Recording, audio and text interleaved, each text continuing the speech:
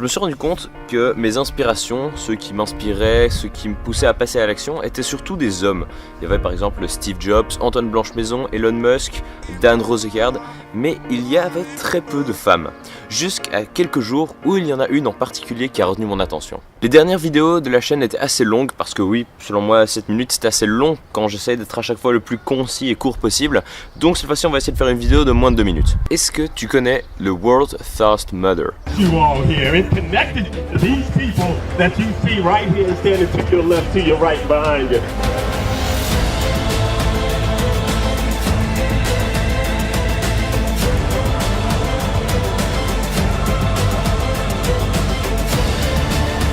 Amelia Boone a fini 3 fois sur le podium de cette compétition, une compétition à laquelle participent 80% d'hommes. En plus de ça, Amelia Boone a aussi remporté une fois la Spartan Race en 2013 et elle a gagné 3 fois la Death Race. Au total, elle a accumulé plus de 30 victoires et 50 podiums de courses d'obstacles divers et variés. Tu l'auras compris, cette femme est vraiment une machine de guerre. D'ailleurs, elle est souvent considérée comme la Michael Jordan de la course d'obstacles. Mais en plus de toutes ses activités en tant que coureuse d'obstacles, je sais pas si ça se dit, Amelia Boone est aussi avocate à plein temps chez Apple. Comme toutes les personnes que j'admire et qui m'inspirent, j'essaye à chaque fois de savoir comment elles en sont arrivées là, quels ont été les facteurs de succès, quelles sont la mentalité qu'ils ont adoptée pour en arriver jusque là.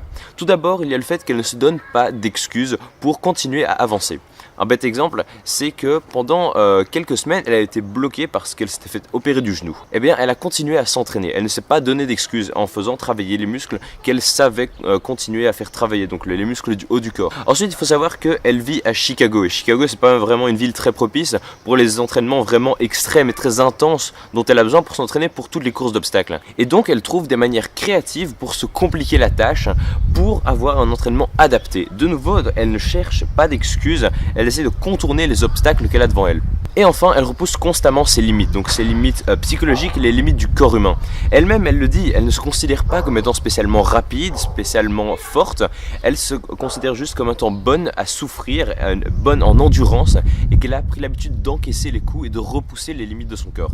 Amelia Boone prouve que même avec un job à plein temps, tu vois, avocat chez Apple, c'est pas rien, ça demande quand même du temps, on peut encore atteindre nos propres sommets. Elle combine toute sa vie d'avocate avec tous ces exercices. Et donc pour ça, ça fait qu'elle doit se lever à 4h du matin.